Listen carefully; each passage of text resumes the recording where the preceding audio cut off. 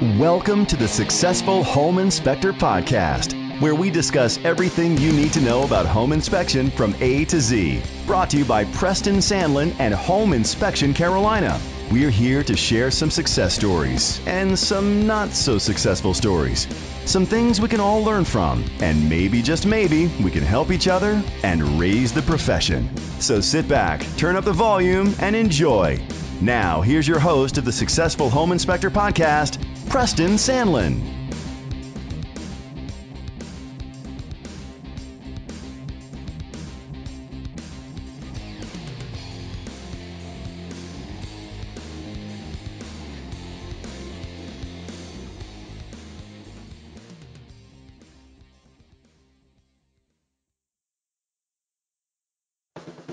I always like to have guaranteed inspections. Well, now you can with InspectNewHomes.com. Owned and operated by the Home Inspector team. The only website that's designed for new builders and home inspectors to collaborate and work together. It's a grading system that grades new homes to increase the quality product of their homes. Bring the new builder something they've never had before. Quality inspection by a licensed home inspector at InspectNewHomes.com.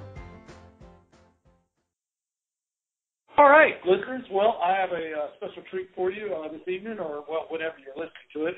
It's Thursday evening when Sean and I are doing the call. I have Sean Fogarty out of Florida. I'm not exactly sure which municipality you're in there, Sean. Where exactly are you down there in Florida? Palm Bay, Brevard County would be the county I'm in. It's a little south of Cape Canaveral, about 45 minutes south of Cape Canaveral. Awesome. That's the Space Coast, isn't it? That's what they call it, yes. The coast of Canaveral. Every time I think of that, for some crazy reason, I think of I Dream of Jeannie. Right. I think that's where they were stationed or whatever. We've taken a couple of cruise boats out of there. But, Sean and I have sort of something in common. My parents or my mom is from Randolph County. And I think Sean is originally from that area and then lived in Knoxville. But anyway, I'll let you tell that story. So tell us a little bit about you, Sean. We'd like to get to know you personally. Oh, boy. Grew up in Randolph County, North Carolina, a small town called Ramsor that most people have never heard of. I've heard of it, but go ahead. Yeah, kind of an old mill town, furniture factory type area. Grew up there. Figured there was more to see than Ramsor, so joined the Navy at 18, and kind of did 4 years in the Navy and got out. And between now and then, I've done everything from went to college for a little bit. Actually, have a degree in horseshoeing, believe it or not. Really? Wow.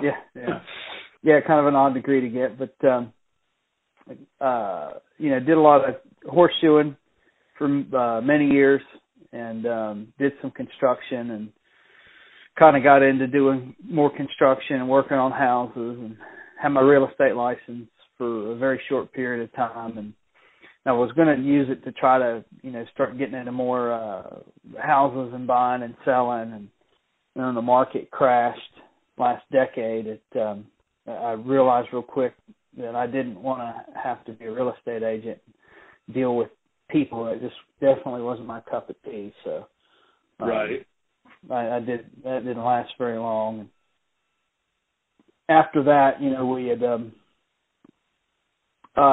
Long story short, I guess we tried making a go at it in a place or two, and we moved from Florida to kind of be closer to family, and we picked Knoxville as a kind of in-between point. My wife's from Cookeville, Tennessee, which is east of Nashville, and so we kind of picked a place in the middle. We settled there, and I look back on it now, I'm kind of glad we did, because the market down here really took a thump, and at the time when we moved, I wasn't quite sure exactly what I was going to be doing, but the home inspection thing kind of fell in after that.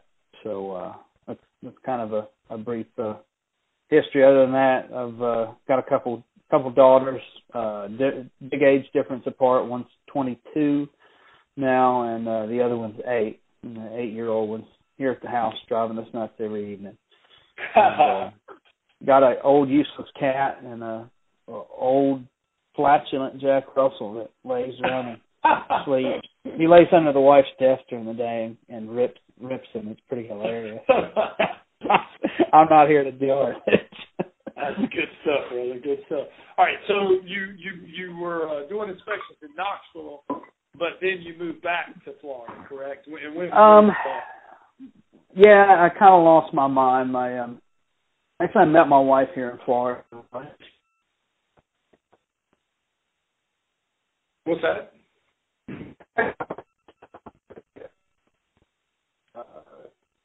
Horses.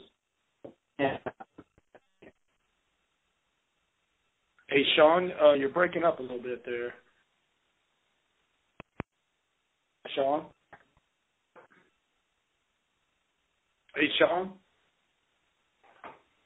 I've lost Sean for a moment. I'll see if I can get him back. Hey, Sean, can you hear us now? I lost you there for a little bit. I hear you. I can hear you now. I lost you there for a little bit. You said I don't know what. I lost a signal, and you just don't have an issue with the house here. So, but if you can hear me now, we're good. All right, I hear you now. So let me back up. You said you met your wife in Florida, and that was about all we got. In Florida years ago, a guy had offered me a job, and after I got out of college, I decided to move down here. I had nothing better to do, and we stayed here, a few years, and for some reason we decided we'd try to move closer to family, so we kind of packed up everything and moved to Knoxville, and we stayed gone about 10 years, and finally, the oldest one graduated, and she moved out. I got tired of hearing the wife whine about being cold every winter. She right. always liked it down here, so I kind of threw my hands up in the air and said, let's do it, and got my way down here. So. Oh, okay, cool. So how long have you been living back in Florida now, doing inspections? It'll be 2 years. This past Halloween will be 2 years, so just a little over 2 years now. Okay. Well, now, so how many years, double part question here, how many years total, Sean, have you been in the home inspection business? And tell us about some of the changes you've seen. I'd say I've probably been doing it now. I think I started in 2008, so 8 years, somewhere around that. Okay. Honestly, I haven't been doing it a tremendously long time. Obviously there's been some changes. Kind of when I got started, thermal imaging was just kind of the forefront, the latest and greatest thing, and cameras are really expensive. Right. And now cameras are a heck of a lot cheaper. And probably one of the biggest things I noticed is when I got in, a lot of the guys, I was one of the younger people doing it. You just didn't see too many young people doing it. It was a lot of, saltier old guys that have spent their life doing construction or, knew their way around houses. And you saw a lot of them and you talked to a lot of them. And it seems like now, especially with the economy, since it's picked up as well as it has, it seems like there's a lot of people out there that are my age and younger than me that are doing it. I've noticed. Right. A lot of them are doing, a heck of a good job, and a lot of them are really made big businesses for themselves too. Sure. No, and I agree with that. And I think when I first started, I was probably the same way you were. And now I think I'm older and I'm becoming salty. So I think I'm becoming one of those salty old guys there. Right. Well, how do you, Sean? How do you handle your phone calls and scheduling? And I'm here on your website. Your website, you got a cool website, by the way. Thanks. So how do you do it yourself, or it looks like Heather? I don't have to do that. The wife does that. Then we yell at each other and blame each other when something goes wrong. Right. No, my wife does.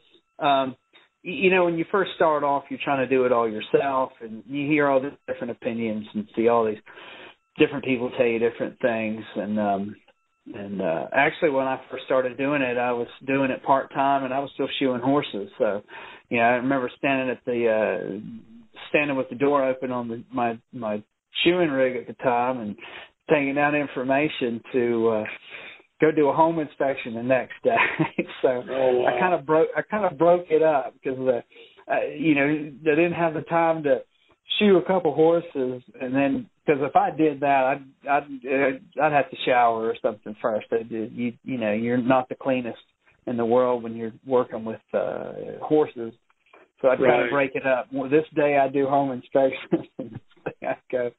But eventually I transition out into doing all home inspections. And one day I'm just like, this has got to be a better way to do this. So I talked the wife into coming to help me, and of course she was pretty nervous about the whole deal at first. But it took her a while, but she's definitely, I'd say, my biggest cheerleader, so to speak.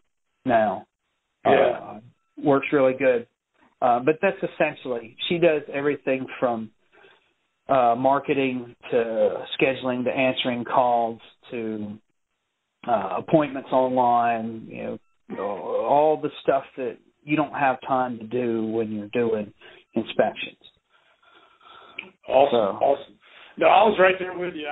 When I first started out, man, I was in a crawl space or on the roof, and I'm trying to write something down. I've literally written addresses down on my hand, but that was years ago. I mean, and for all the listeners out there, don't be ashamed if you're answering your own phone. There's nothing wrong with that, but get somebody to answer.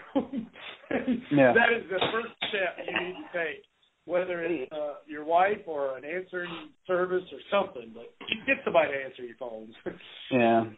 I've never used the answering services. I've talked to people and you kind of get some mixed reviews. Most of them are fairly happy with them. The biggest thing I've noticed if you're going to you need to have somebody answer your phone. Absolutely. And if you can find somebody that, because I really think it's a mental thing. Nobody wants to hear you sit there and talk about how great you are. Nobody wants to hear that. But if somebody else tells them how great you are, it's not the same. All of a sudden you're great. It doesn't work when you're doing it.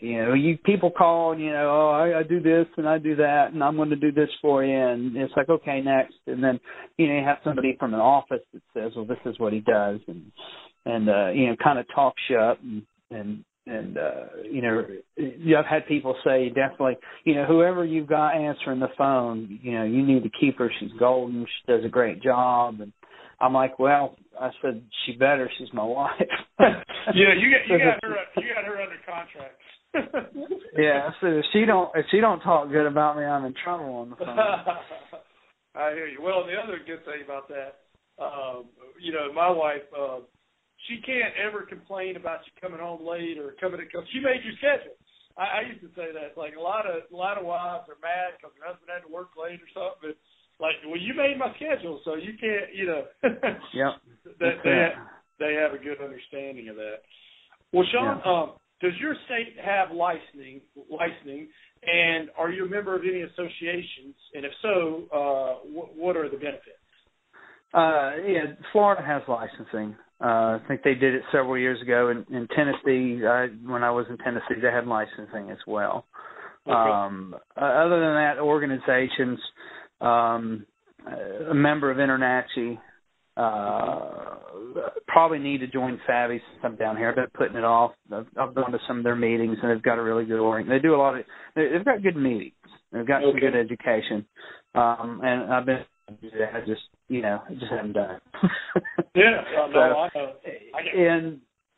And other than that, there's a small commercial organization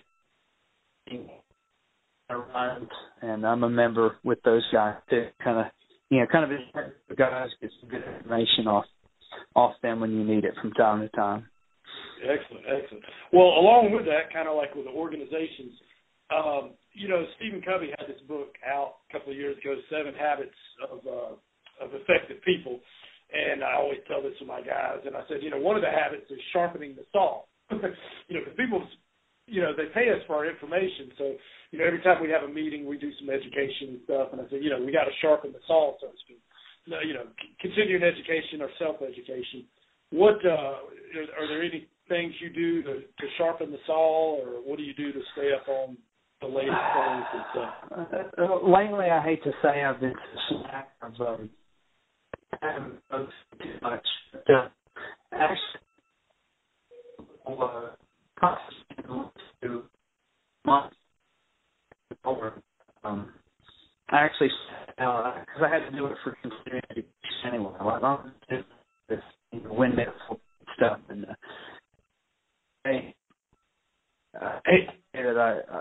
I enjoyed it, but I got some good information from it and stuff that you do every day. But to see somebody else do it, you get a different outlook. So you're kind of going back to basics, but you still got good information off of what was being taught. Right. What was the first part you said, Sean? You broke up on me again. I don't know if it was your phone or what. What was the first part of what you said? The about going to the conference last month. Oh yeah, the ISN conference.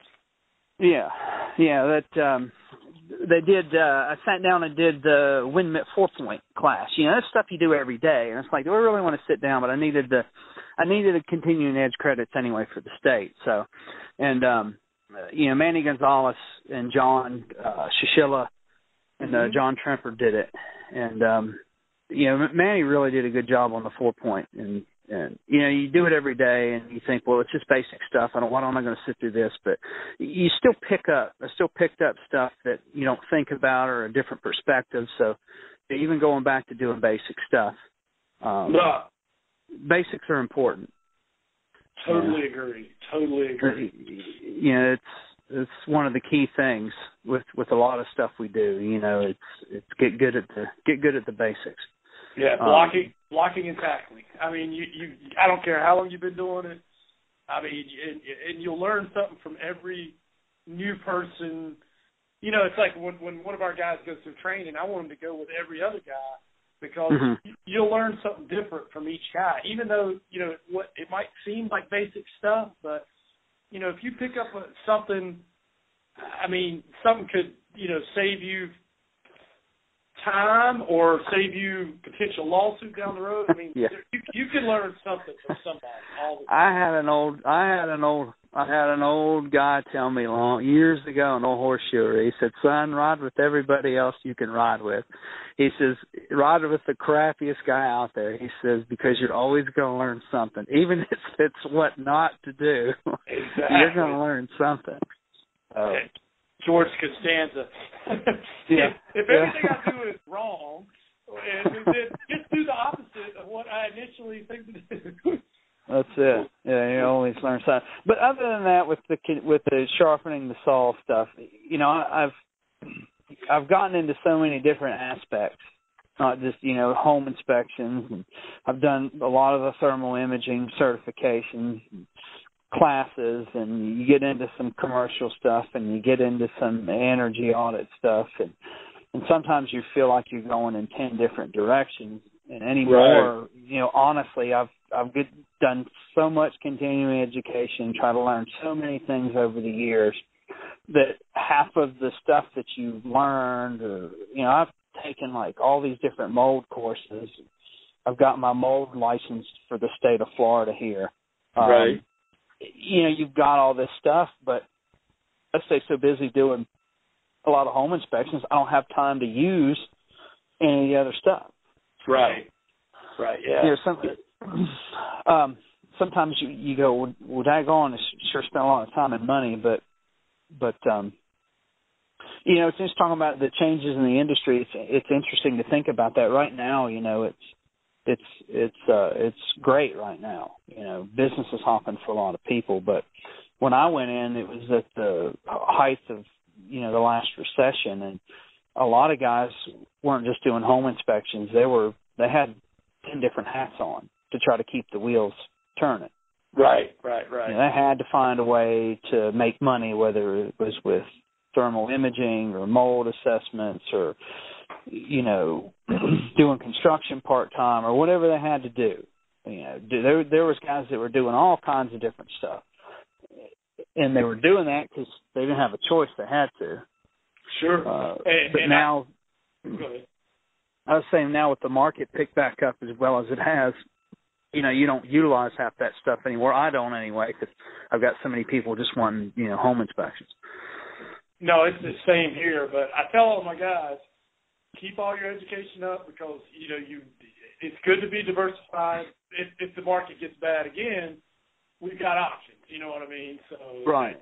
Keep all those. And the same thing, we do a lot of new home construction, we've got a deal where we do a lot of quality control with builders and things like that. Mm-hmm.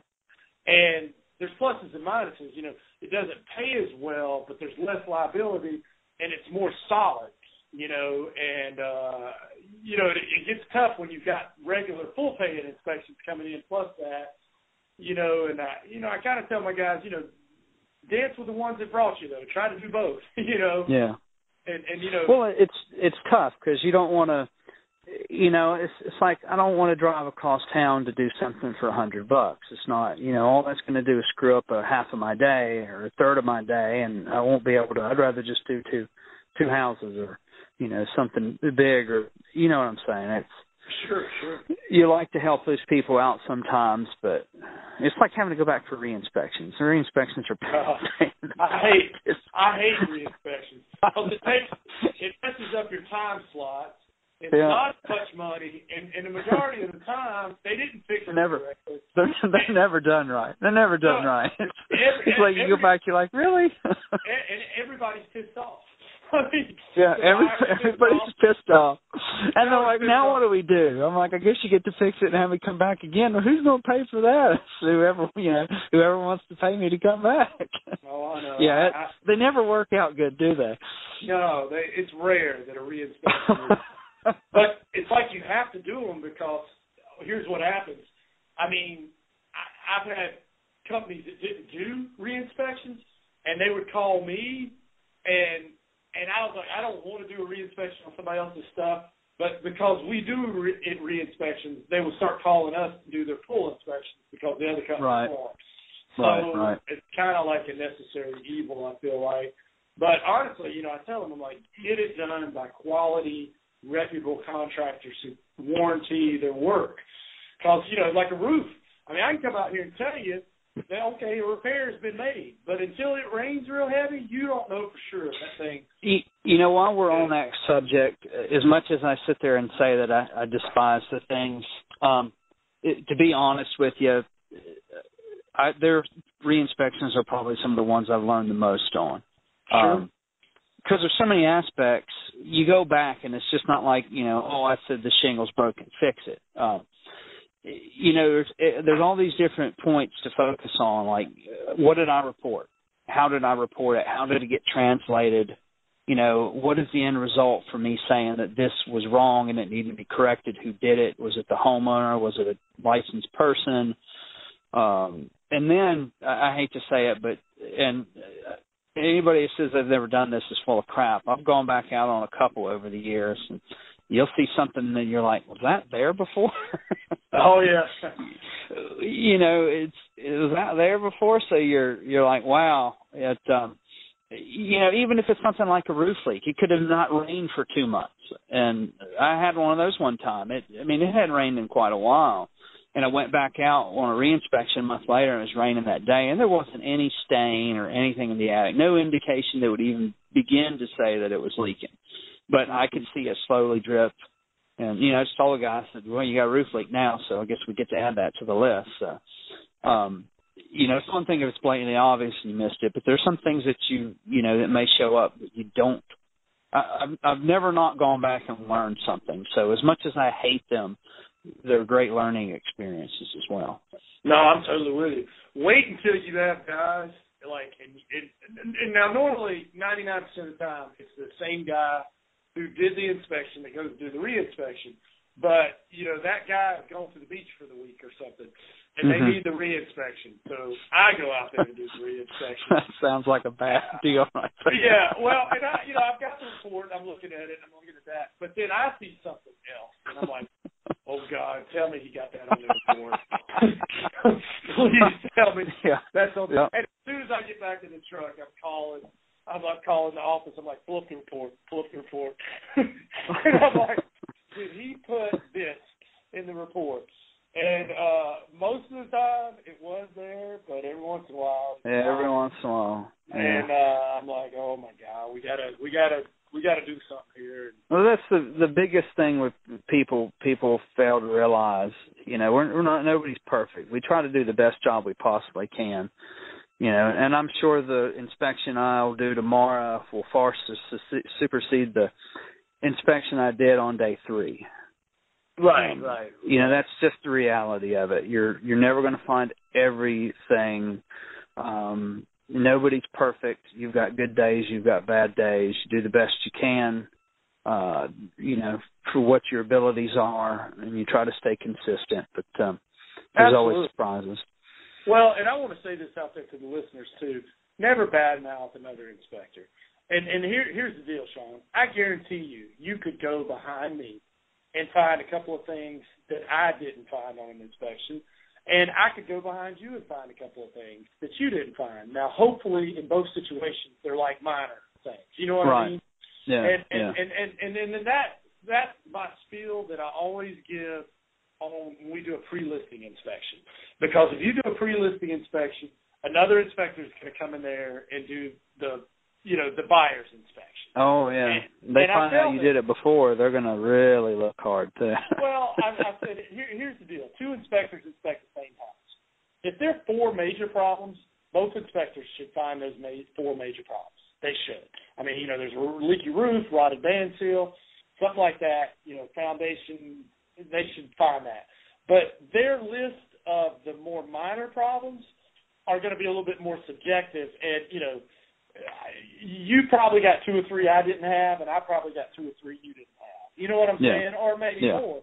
So what I always tell, if people come, most, like you said earlier in the thing, a lot of these guys come from construction.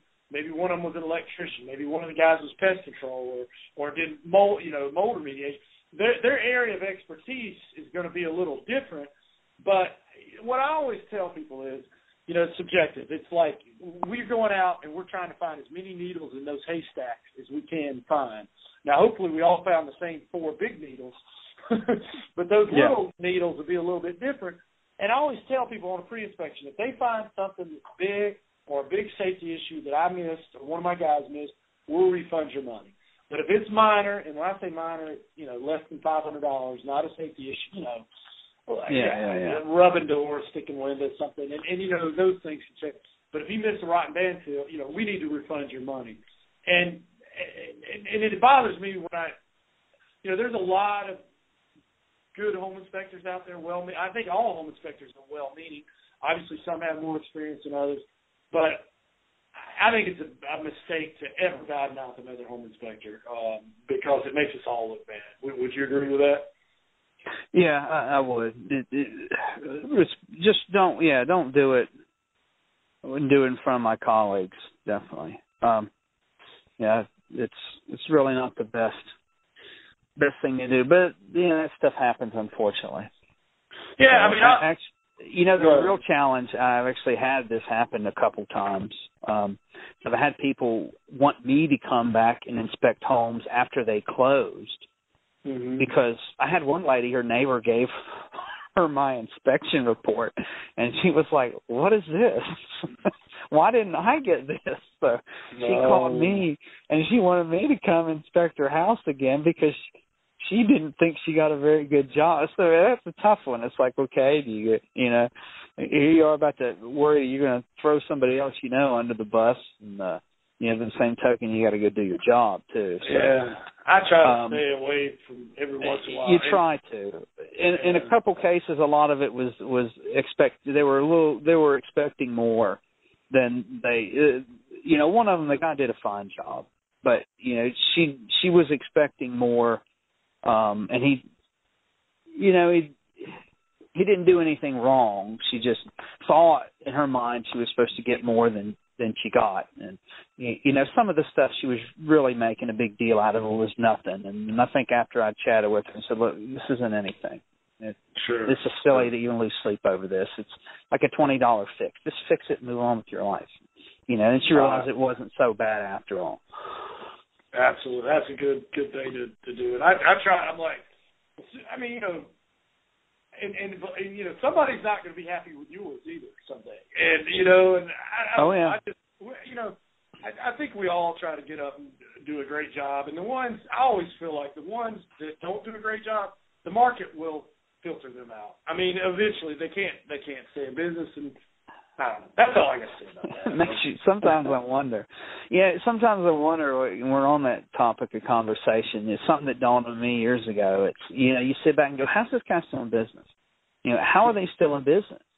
And it just seems like the universe works that way. There's always somebody, no matter who it is, you know, whoever's in your area, think of the person that you can think of that does the absolute worst job in your mind, you know, that you would never hire to do anything, and go online, and there are people that are raving about them, you know, and it's just like, you know, it's almost as bad as the last political thing we just went through, you know. Everybody's looking at each other like, are you really that nuts? But you know, there's always somebody out there that likes it.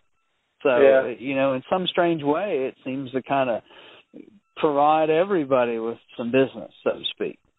Well, the ones that get me, and again, I want to speak positive to everybody, but the cheap Charlies, I guess, you know, you can't do, you know, they'll do any inspection, any size house for $200. Yeah. And you just can't. I can tell you from experience, the amount of liability you're taking on, that it's not a sustainable thing to do. I realize that, and you realize that. You know, there's a couple guys here doing it. They don't. You just, and I guess I don't pay a whole lot of attention to them. And you know, they do come and they do go. You know, they do disappear. I think a lot of guys are just doing it enough to make ends meet. You know, they don't have a desire to really excel possibly or do more. It's just kind of a paycheck-to-paycheck thing for them. And if they can make a couple $100 a day, you know, it's a better day than working for somebody else. Man, wait until they, you know, get a lawsuit or something like that. I mean, you got to do a lot of inspections at $200, and then you're just increasing your liability. Anyway, I'm getting on my soapbox, but for all the people who listen to this, never compete on price, compete on value, and you know, make your, you know, add something to your inspection. Don't ever lower your price, but add your value. You know what I mean? Make it something else. You know, there's a reason you know, a BMW costs more than, you know, I don't know. I think of a cheap car. I can't think of one right now. But you know, both cars will get you from A to B, and there's a reason, you know, the Ritz-Carlton costs more than Motel 6. I mean, you're both just spending the night, but you try to, do you want to be the Walmart or do you want to be Nordstrom's? I mean, that's the thing. So anyway, I'm going to combine these two questions, Sean. I asked this before, but I realize most home inspectors don't have a lot of spare time. But tell us something people don't know about you, and what would you do if you had spare time? If I did, I'd sleep. If I had spare time, you know, you got a family, you know, time. It's a tough to juggle it all. You know, you got it. You know, it's, thank goodness there's two of us to kind of get it all done, and more spare time for me. Obviously, you know, fishing's always a good thing down here. I like to do some diving when I can. Awesome.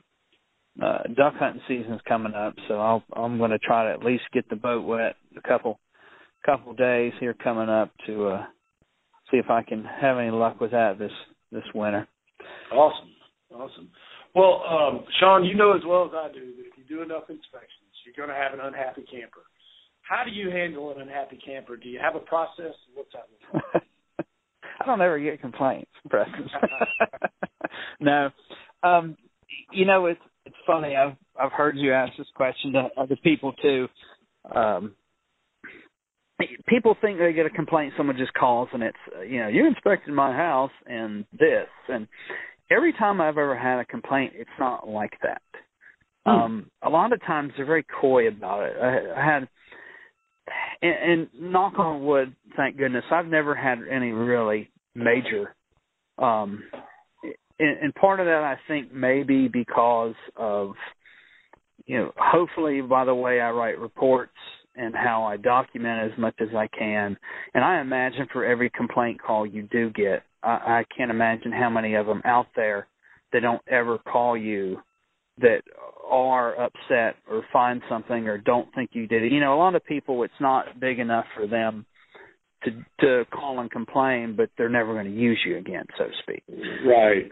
There's definitely one that sits back in my mind. But as far as actual complaints that come in, I don't get that many, thank goodness. And when I do get them, the thing that stinks about them is it's never cut and dry. It's never, hey, I think you missed this. Can you come out and look at this? It's never that way for me. It's always, I've had everybody under the sun already out here, doing this or doing that or looking at this, and then they decide to call you a month later. And it's, it's like, wait a minute. I had a girl a while back, and she called, and she wasn't, I think she's more upset at the real estate agent than anybody else, but she called, and she moved from some other state, and she wasn't used to the well water here in Florida. And if you move down here, you're either getting sulfur water or you're getting iron water, so pick one. And she said that her heat and air quit working a couple months. 3 months after it's maybe a few months after they moved in. I guess it had sprung a coil leak, and I'm like, the thing was working fine the day I was there, and everything, she'd already had the AC guy out, and he told her some line, and she had the water people out, and they gave her some, I guess they talked her into redigging a well, and everything she told me just didn't make sense. Nothing added up. The story sounded funny.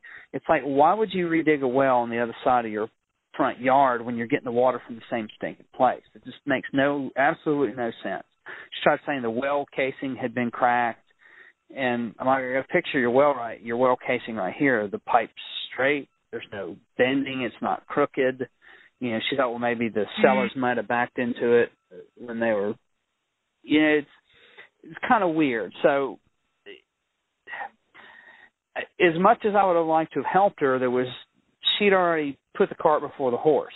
Right. So, it's like, you feel bad, and I'd like to gone out, but, we got pictures of the showers working and the tubs full of water. That water was clear as a bell. It was a flip house. There was nothing leaking. That well casing would have been cracked. It would have been sucking air. It wasn't even primed.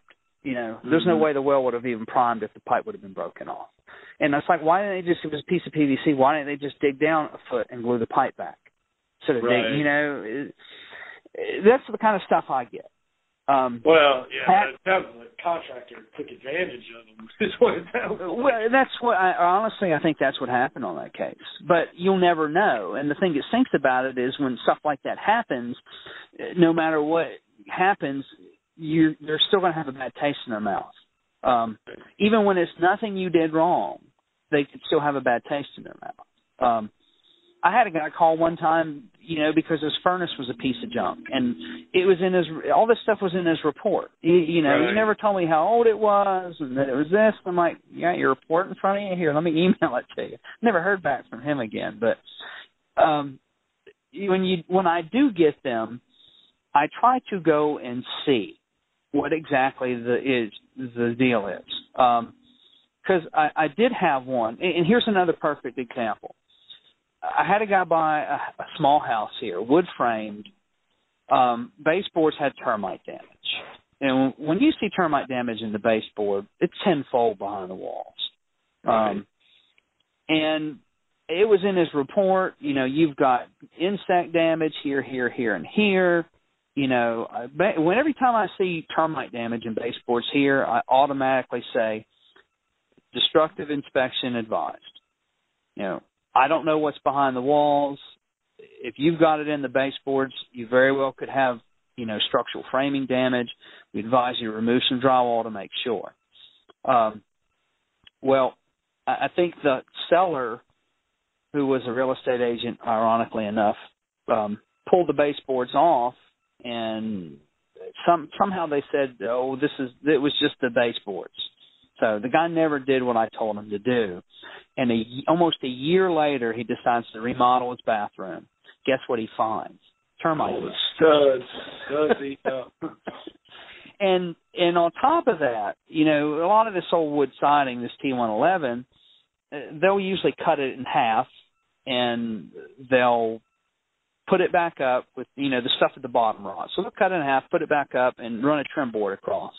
And I guess there was a couple spots that they didn't. This is a single-story house with a big overhang, so there's no way water's really going to get back in there. But I guess there was a spot or two where there was gaps. They didn't see flash it. And he was all upset about that. I'm like, how in the world do you expect me to see it? I went over there. I said, first off, did you know it was there before you pulled the wall down? And, of course, no. I said, well, how do you expect me to? I can't take these trim boards off your house and look behind them. So there's no way I could have seen that.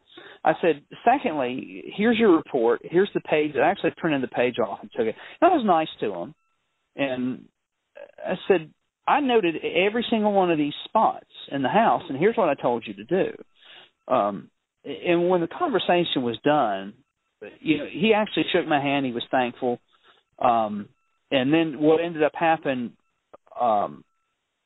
is the buyer's agent, who's somebody I know really well, they actually could talk the listing, because the listing agent had a Terminex report, and it had noted all these exact same, it was to the right, every single stinking spot I noted. This was like 2 years before. The dude knew it. So at the end of the day, he basically wrote like a $4,000 check, and they got a guy in there to take some of the drywall down and fix some of this damage that was there. So and it's kind of long-winded, but that's kind of how a lot of the complaints I've had ended up. I don't have the time to go out on a lot of them, but I still try to take the time. Even if it's 7 a.m, I'll tell them, this is what I got. You want me to look at it? And I have given a refund or two back. I had one lady that, same thing. They don't listen. They don't read the report. They want to call you and complain. And the first thing I said to her, it was like a little mobile home. It was a dump too. I said, what would make you feel better? Because she's like, I've got to pay this extra money. I said, well, what would you make you feel better? If I gave you a refund, would that make you feel better? And it's like her whole demeanor changed. Oh, yeah, that would be great. And the reality is you sit back and you go, well, I wasn't wrong, and this isn't fair. And you know what? I don't have the time for that crap. No matter what you tell her, what you show her, what you convince her, you're never going to be right. No, you're right. You're right. Well, and it's funny, when you were talking, I was thinking, and I want to, to all the listeners out there, I don't care how great, you could be the greatest home inspector in the world. Someone's going to find, someone's going to be mad at you. Two things are, I don't care how great you are, that doesn't protect you from an opportunistic contractor who's going to talk to your buyer and they believe the last person they talk to. And you're going to have, not everybody's logical. You assume that everybody you talk to, if you logic with them, there's some people who are just illogical. Go ahead. I was going to say that reminds me of one other quick one, and this one just actually happened a few weeks ago. Did an inspection. And it was a little bit of an older house, and there's not an attic. There's not an attic here that doesn't have some type of lizard poop or mouse poop. What house doesn't have poop in it? And it was very minimal. Right. Very minimal. This house had, the way it was designed, I think the one spot that they could have got into, unless you laid on your back and slid into this spot backwards, you'd never know that there was a gap. in where the roof met the soffit. So long story short, another termite inspector franchise, of course, came in to do regular service, didn't realize the people had sold the house, got his claws into the new people, went up in the attic, which, oddly enough, if he was doing the service treatment, why the hell didn't they exclude the house to begin with? Right. He went in there, and this lady scared her to death, started talking about rat infestations, diseases, and there wasn't enough signs of rat poop up there. I mean, it'd been like a mouse for one day. It was like 10 turds or something. You know, and this lady, he convinced her that she had bubonic plague up there, and she was going to have fleas, and so long story short is the termite people that we work with, which is who did it, she went out there, and then I actually went out there and I didn't want to. I'm like, just, let me write a check and make this thing go away. This is stupid. I don't have time for this. But I went out there anyway, and then he was trying to sell her insulation. She had like 13 inches of insulation. I actually took a tape measure, measured it, took a picture, and went back and showed them, the husband and the wife, look, this guy's full of crap. If he's gonna sell you insulation, he's full of crap. You don't need insulation. Anyway, long story short, after we went out there, we talked to them, we showed them the reality, showed them the guy was trying to pull, the wool over their eyes, so to speak. She actually has started using the pest control company that did the inspection now, the people that we work with. She started using them for regular service now. So what turned out to be a complaint, when we went out and we talked to them and we actually showed that we gave a crap, turned into generated income for the pest control company now. Awesome. I've got to move on here in a second, but you remind me, I had something very similar to that, where somebody went out there and convinced them that they had mice or something. And let me ask all the listeners out there, what 50-year-old house or better have you ever inspected that didn't have an old mouse trap or something? At some point. And I see, if you show me a 50-year-old house, I'll show you an old mouse trap or something. And that was their thing. They were trying to say that it had a mouse infestation because it had these little mouse bait stations or something. Yeah. And that I should have reported that. And I was like, so, anyway, I did some research. Those mouse bait stations they hadn't made those in 10 years. and I was like, what the life cycle of a mouse is? Well, you don't think about that stuff because you do it every day. You go out there and you see a few things like, it's probably 20 years old. Whoop-de-doo. Well, I mean, if I saw fresh droppings, absolutely I would report that. But, I mean, an old mouse trap or mouse, any 50-year-old house, it's got dust all over it, spider webs. I mean, that's pretty common, actually. I mean, at some point, they had a mouse 10, 15 years ago, but there's no evidence of anything lately. I mean, you start reporting, you're seeing ghosts is what you're Well, it's a challenge because, we've gotten our SOPs and our agreements and that we don't do termites and we don't do this and we don't do that. And, I report, if it's an actual problem, even of the smallest, amount, I report, because I've been in some attics, and I'm sure you have too, it's like suit up with respirator nasty. I mean, I've had dead rats and traps and everywhere. I've had live rats. Yeah. Almost came head to head with them. I think the worst one I ever did was it had raccoons, and it literally was 3 inches thick with feces. It was disgusting. And I stuck my head up in there, and I came back and the guy said, "What are you doing?" I said, "I'm going to get my suit, and I'm going to get my full face respirator because I'm not going in there with that." Oh, good stuff. Well, we're going to get into some highs and lows, Sean, but first let's pause for a spot. Hey, home inspectors out there, I'm going to tell you a creative, inexpensive way to increase your business massively. Go to homeinspectionflyers.com. and get the flyers. You get 5 flyers a month. You customize them to yourself.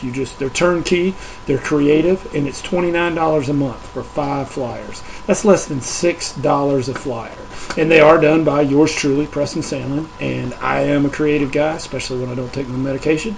But I come up with some crazy stuff. It works for my business. I went from 1 inspector to 7 inspectors with this strategy alone.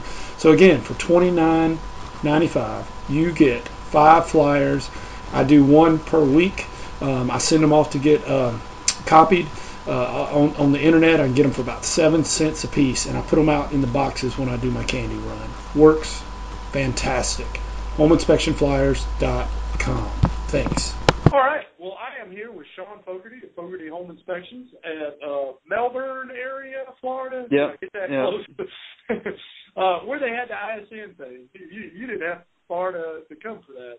I got to sleep at home every night. Awesome. I'm jealous of the weather down there. We got back on the plane. It was 77, and we got off the plane. It was 37.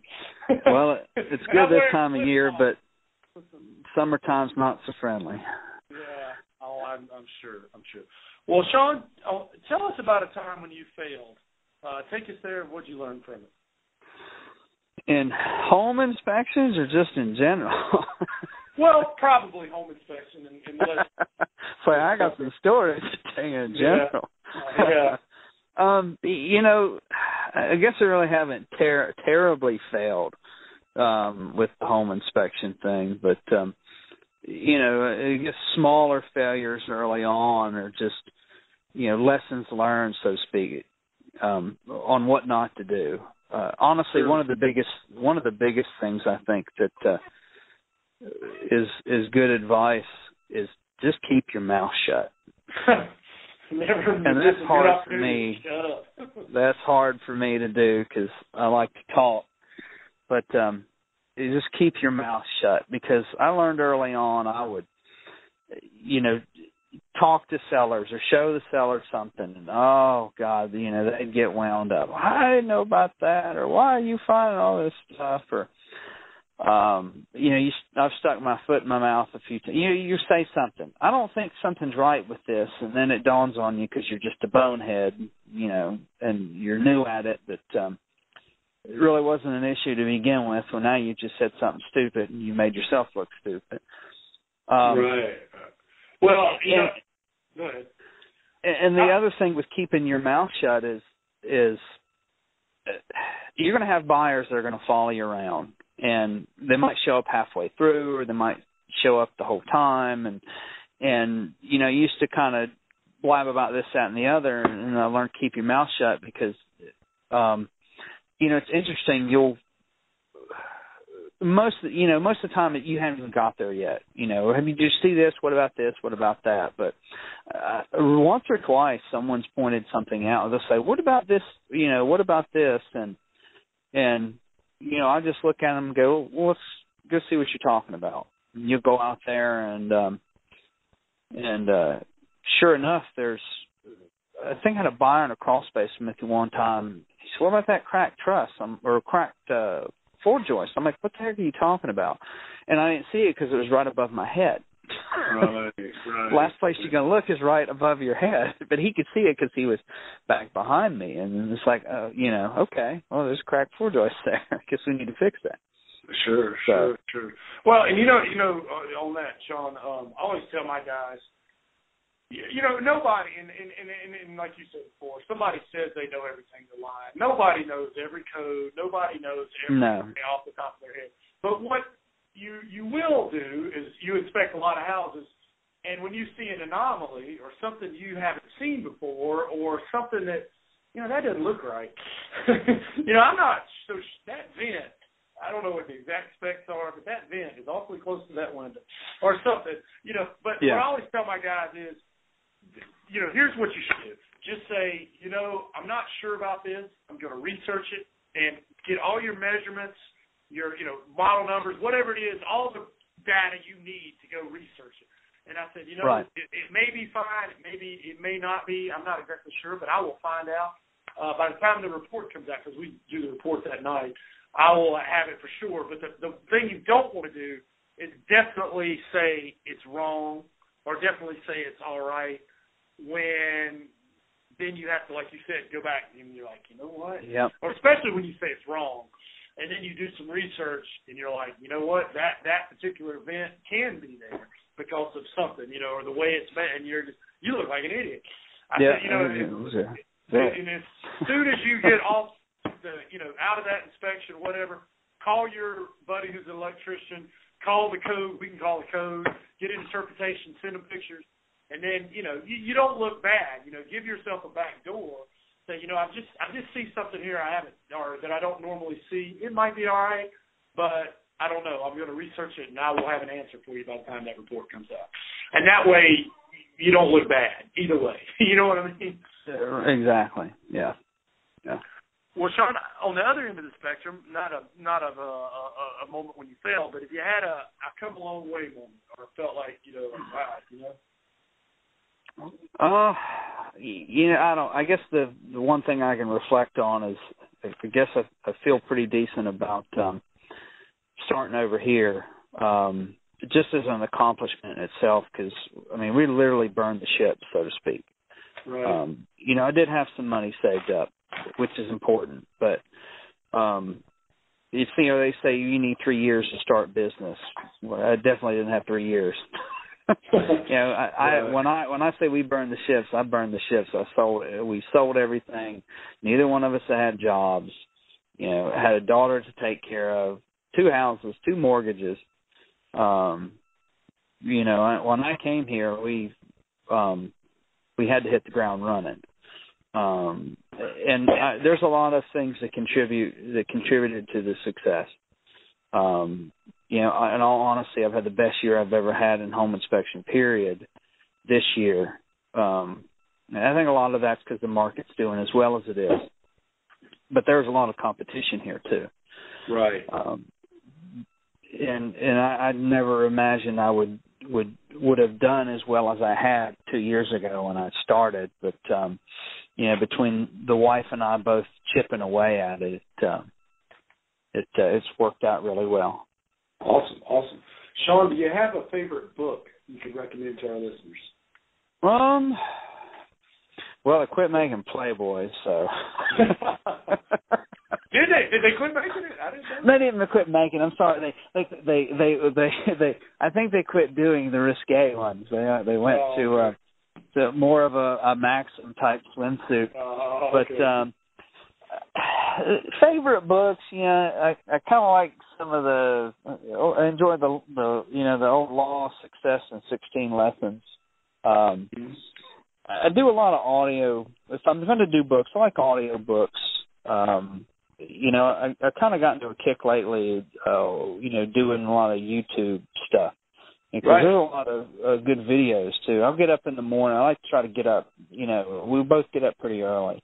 And, you kind of got 15. It's really about the only time, 15, 20 minutes to kind of get a cup of coffee. And, the daughter's not up yet and the morning chaos hasn't started. And, there's always some good inspirational video to watch.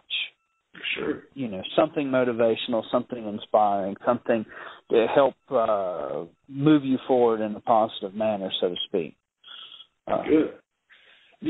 Gary Vaynerchuk says by 2025 that traditional television will be all but gone. Like, NBC, ABC, it'll all be people watching YouTube or, the Netflix and that sort of stuff. Mm-hmm. It'll all be on demand, in one form or another. Just select what we want to watch at our discretion. And it's kind of getting that way now.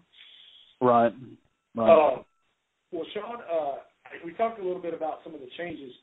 What would, I know you don't have a crystal ball, but what would you predict that how home inspection might change in the future? That's kind of a fun question. I don't know. Maybe a little more regulated.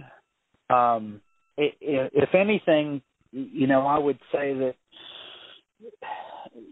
I'd hate to say that it's going to get a little bit more nitpicky, but it seems like that's the trend we've been going for the past 20 years anyway. There was definitely a lot less information on a handwritten 3-page report than there is now. I mean, we've got videos and pictures, little arrows, thermal images, and, all this stuff that we're documenting. Maybe the whole energy audit thing might, with the government might start being an inclusion, perhaps. In all honesty, it wouldn't surprise me if years down the road, if the home inspection started getting more for mortgage companies and loans versus home buyers, so to speak. Right. Well, and that's the termite inspections for them now. I mean, that's I teach a lot of classes. Right. There's no law that you have to have a termite inspection. It's the mortgage company that's required. Right. Because homeowners insurance doesn't cover termite damage, so they want to make sure their asset, if they have to take it back. Yeah, right, exactly. And I can see the home inspection thing going that way. It's like we do these insurance 4-point inspections here now, and another 10 years ago, I'm like, well, there's so many things that the 4-point doesn't focus on, that might be something that we'd want to know about. Sure. So it could be a possibility. Cool. Well, Sean, we already answered these questions about contractors earlier in our discussion, so I'm going to skip to, this is a fun question, but now remember, this is a G-rated program. What is the wildest, craziest, or weirdest thing you've ever found on a home inspection? Well, I haven't found any dead bodies, so.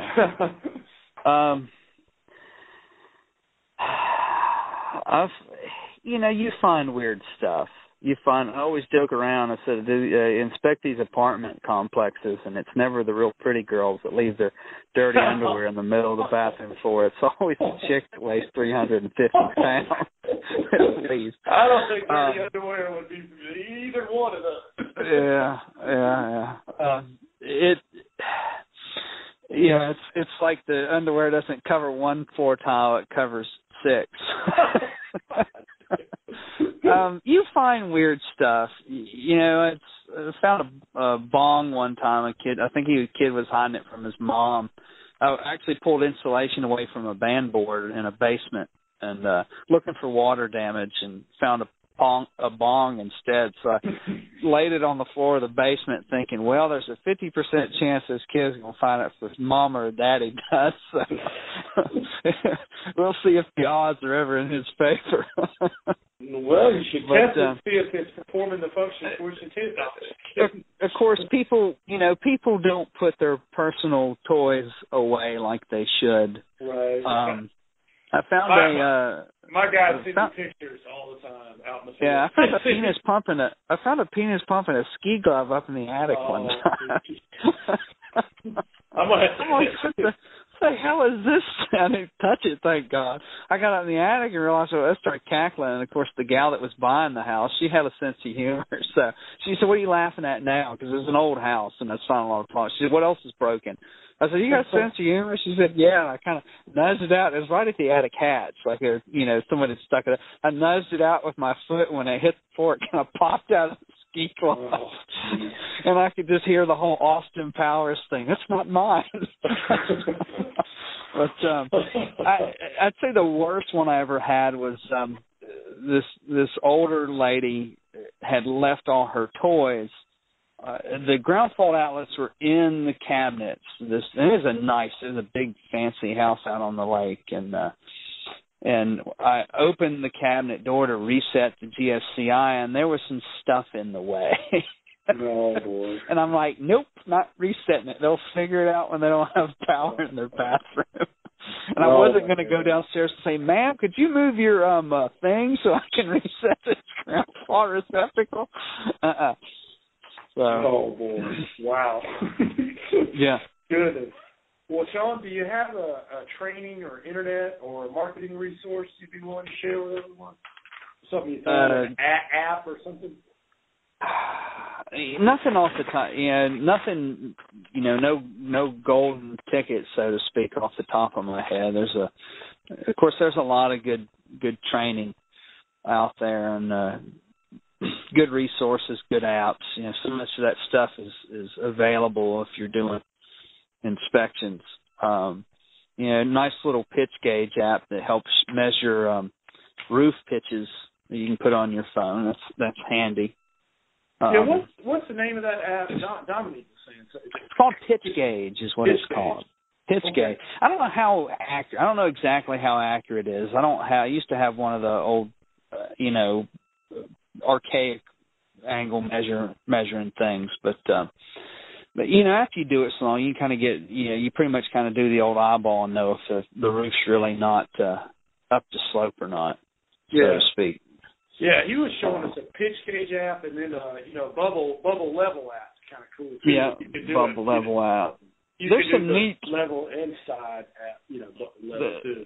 A lot of the AC guys. There's some neat air conditioning apps out there dealing with pressures and all that jazz. But I'm not out there slapping gauges on anything. So, but some of that stuff's kind of interesting. You get into it. Awesome. Well, Sean, we're winding down here, and I know you got to get back there, and you've got an 8-year-old to probably put to bed and stuff. If you had to move, and you've actually asked this question all the time, you've actually done this, so you probably have a good answer. If you had to move to a brand new town, equal, to the size of where you live now, and start all over, room and board taken care of, you still have all your equipment, all your knowledge, all that sort of stuff. $5,000. Yeah, $5,000. What are you going to do in the first week? For us, money well spent. You talk about, well, I do this or I do that. The dynamic here is so much different than the dynamic in Knoxville was. The way there's stuff I did in Knoxville that worked great, and it doesn't work here. So you really had to relearn a lot of stuff. But things I would focus on, because the reality is you're not going to get online business or customer business. Nobody knows who you are. They don't know how great you are. So you're going to have to target, the main referral source that we all have. Especially when we start out as real estate agents. And you're not just going to pass out your brochures and they're going to flock to you. It doesn't work that way. Right. So money spent for me, I would probably split it up. I would definitely get a good website built. And if you have the time, learn how to build one. Learn how to put one together. Some people say, well, I can't do it. You know what? I did mine. If I can do it, anybody can do it. I started to say yours looks good, man. Is it WordPress? All done by me. Learn how to do it because you're not stuck with anybody and you don't have to email or call someone. Can you change this? Can you change that? Learn how to do it. I learned how to do a lot of stuff years ago with Dominic, with Home Inspector Pro. He still does websites. I had several websites with him. There's a lot of good resources on his message board. Constantly, people asking questions. Learn how to do it because there's more to it than just building the website. You got to learn how to do your local SEO, and you got to do your Google map listing. There's so many things, and if you don't learn how to do it, you're stuck. Right. Learn how to do it because you need a good website. You need, to be able to get the traffic to come in. And I'd say another good resource for me is we joined the local Chamber of Commerce here. You're getting out and you're meeting people.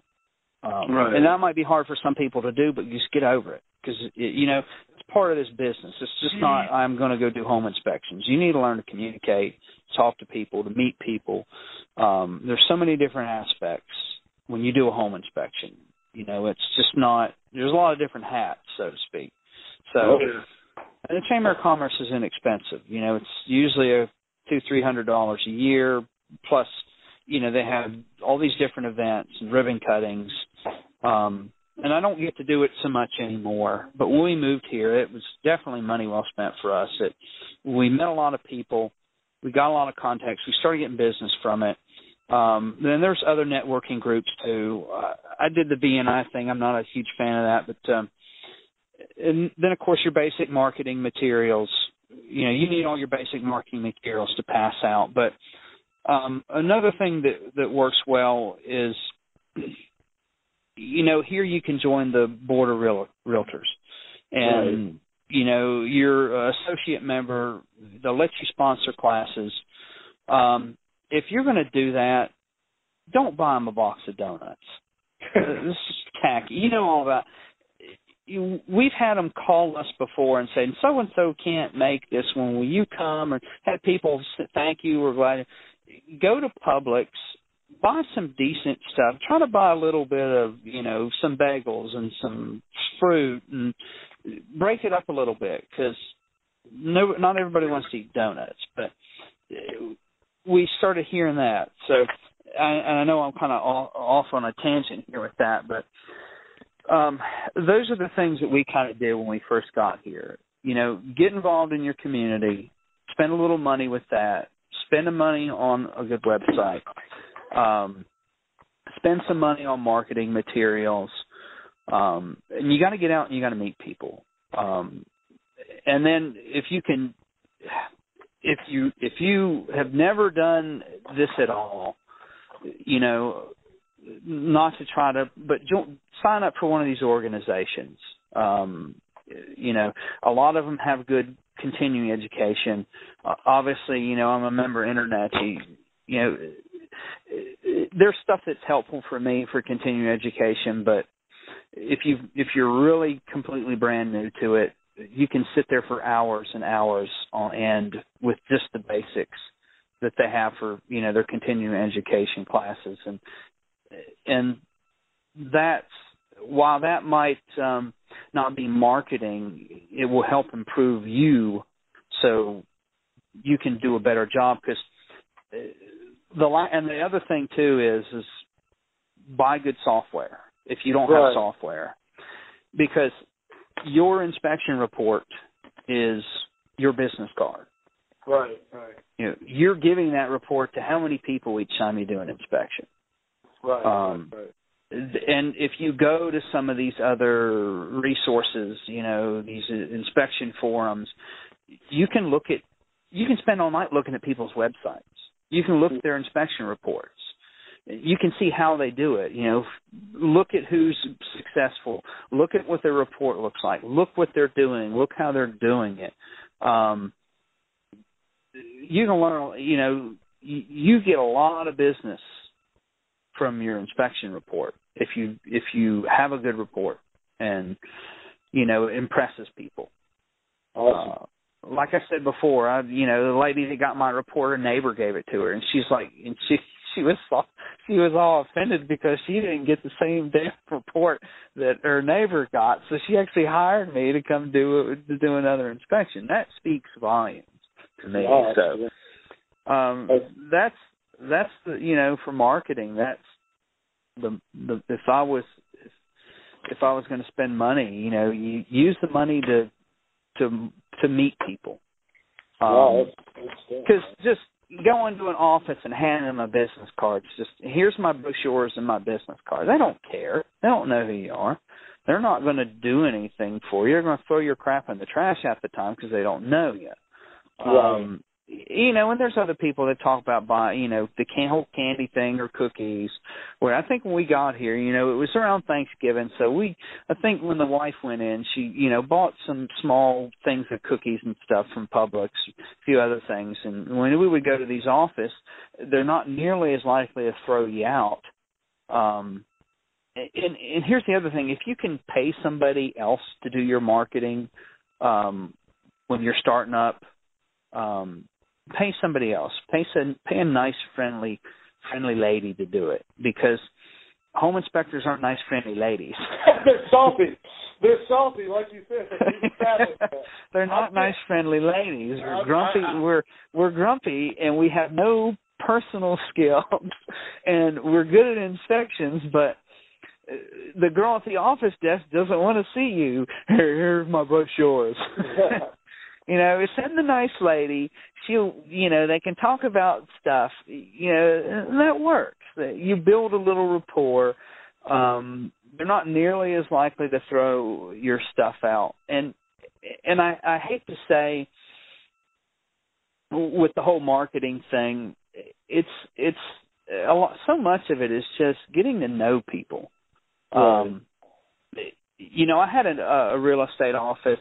They were doing this like once a month meeting, and it was different. It wasn't a real estate agent. It was just people. It was like a group of individuals, different business people, and it was strictly, at ease type of thing. It was come, have a beer, hang out for a couple hours, bring a snack, and we'll talk about whatever. We don't talk business. We don't talk about business at all. Nothing. The business is out. And somebody invited me to one, and it was at a real estate office, and I started doing that like a year ago. And now I know half the people in the office, we're pretty decent friends. They're you get to know these people, and they'll start using you once they get to know you. And you're gonna. Don't get me wrong. I've never been. Those out there that know me know I don't sugarcoat or fluff anything. I can be a real butthole when it comes to writing up some of these houses. I don't ever sugarcoat people, but once you know them and you have a good working relationship with them, you can kind of hash it out with each other a little bit, and they can deal with it. I've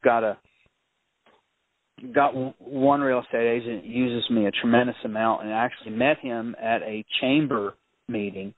We're talking about the Chamber of Commerce. The guy just got started. We just moved here. I met him, and this dude's knocking it out of the park. I have never met another real estate agent that has excelled as fast as far as he has, and he's doing it genuinely. He's a genuine guy.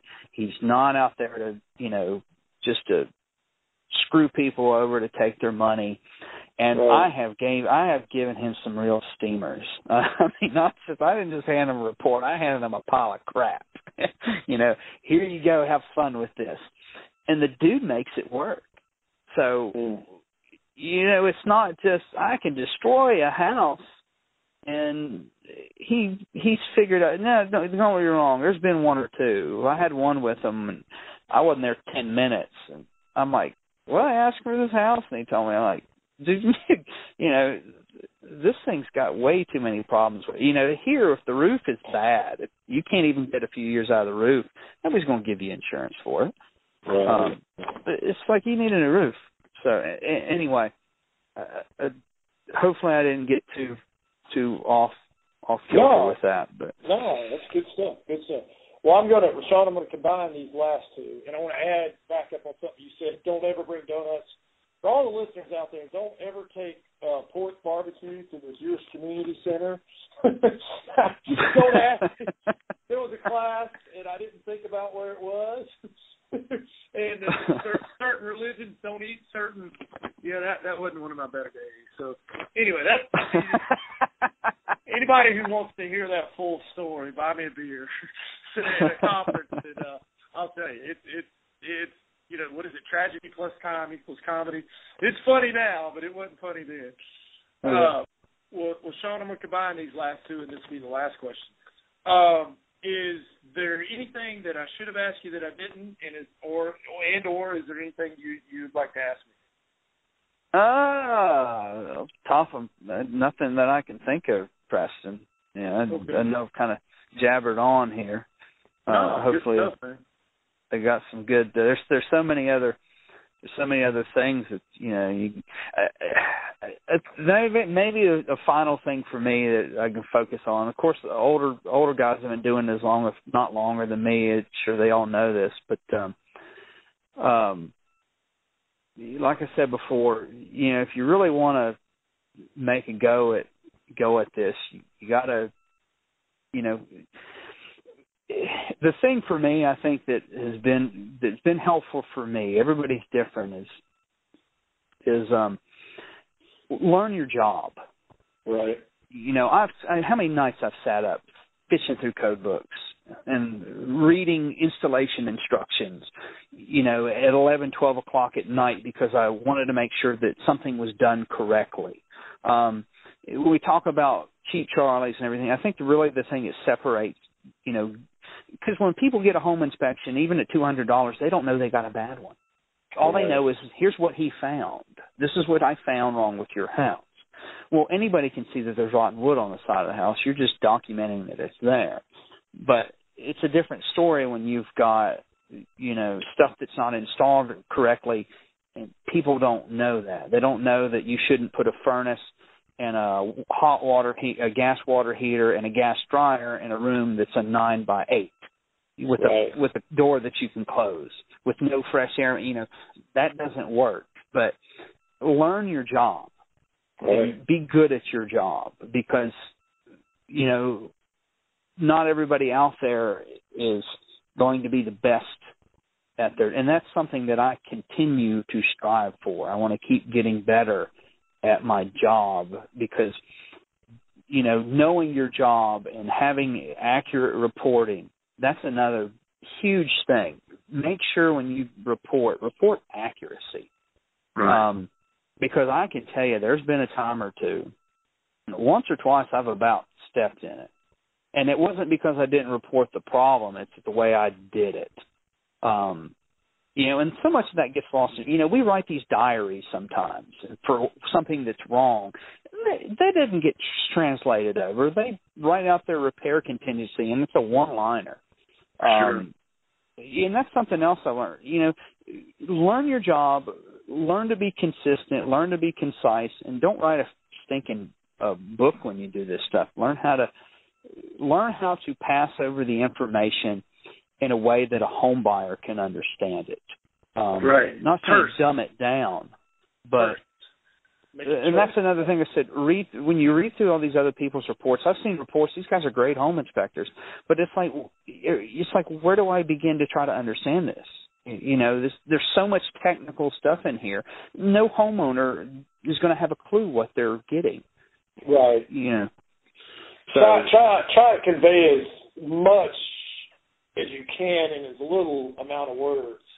It hurts, I had an older person teach me that way back. Like, nobody cares about your diatribe. Just simple it. Make it simple but effective. You know what I mean? People don't know what, some people don't know what GFCIs are. You think, we take it for granted because we do it every day. People don't understand that. You've got to be able to word it so they can understand it. They understand the relevance of it. It's not the end of the world because your ground fault won't trip. It needs to be replaced, but it's not the end of the world. In some guys, everything's a defect. If somebody gets a report, and I guess if you're in Texas, everything has to be a defect. Right. But you know what I'm saying. Learn how to explain to people, look, this obviously it could be a safety hazard for you. It's a $12 outlet, it needs to be replaced, but it's not the end of the world. So that's probably, maybe the last little bit of information I could give for especially people that are starting out in it. Do a damn good job and have a good, clean report, and the business will come. I mean, there's 60 guys on the associate list just for the Board of Realtors here in this county, 60. And there's probably 200 of us floating around here all together. And I moved here 2 years ago, and I had help. And that maybe this is the last thing too. Talk to people. If there's somebody in your area that's really successful, they're not going to brush you off. Because, there's guys here that help. Aubrey Kahn, when I first moved here, he lives a couple hours away. Big help. And John Shishilla, hands down, I'm 10 minutes from this dude. And he's got, he keeps growing. He's got several people working for him now. And he didn't have to give me the time of day. But, I'm not hurting him and he's not hurting me. And you need people to help you. You need friends. I've got good friendships in Knoxville from home inspectors. Right. And I've got good friendships here, and you need these people to learn. You teach each other. You learn off, you bounce ideas off. You can call them and say, hey, what about this? Or, there's stuff that I know from doing inspections in Knoxville that you don't see here, like gas furnaces. Nobody ever sees a 90% gas furnace. But anyway, I'll quit rambling on. But that's probably the most important stuff for me. Awesome, Sean. Well, Sean, I know all the listeners got a lot of gold nuggets from you on this interview. How can they go to your Facebook page and give you some likes? Because I think it helps your SEO. And how can they get in touch with you? I've got. I think it's just Fogarty Inspection Services would be the actual business Facebook page. And then, of course, the website. There's always the Google Plus button. I don't know how much relevance that has now. We mentioned something about that earlier, the Google Plus thing. So, but if you guys got value and you know you did, let's go give this guy some likes on Facebook. And is there a way they could email you or something if they wanted to get in touch with you, learn a little more about you or ask you a question? Emails, of course, all one word, Fogarty Inspection Services with an S at gmail.com. Or you can just look us up, Fogarty Inspection Services, and just Google it. Will pop up online. Awesome, Sean. Well, I'm going to let you get back to it, and I appreciate your time. I know all the folks here did, and take care of that little girl, all right? All right, sounds good. All right, Sean. Have a good one. Yep. Guys, I want to talk to you about a way that you can make more money and less liability. Actually, no liability. InspectNewHomes.com. InspectNewHomes.com. What happened is one of the largest builders in our market came to us and wanted us to do all the pre-inspections on all of their new homes. But they didn't want us to use just our normal reporting software. They wanted a system set up specifically for a builder so that they could do quality control on their subs, and they could also advertise that all their homes were inspected by a third party. So we came up with this software, this system, a website, a whole turnkey thing where you can take this and take it to your builder and show them how you can save them time, save them money, reduce the adversarial relationship. And it's a whole new market. You will not have to compete with other home inspectors for this market, and it reduces the adversarial relationship with the builder, and best of all, there's no liability. So I'm telling you, it is great. It's phenomenal. I'd love to tell you the amount of money we've made with this system, a lot, but you're welcome to check it out, InspectNewHomes.com, or on the Successful Home Inspector podcast, you can, there's a tab on there as well. All right, if you would like to make some more money with almost no liability, check out InspectNewHomes.com. Thanks for checking out the Successful Home Inspector podcast. You can find show links at thesuccessfulhomeinspector.com. Check out the website for special offers, information, and other resources. Thanks again for listening to the Successful Home Inspector podcast. And remember to check back for new episodes. The Successful Home Inspector podcast is brought to you by Preston Sandlin and Home Inspection Carolina.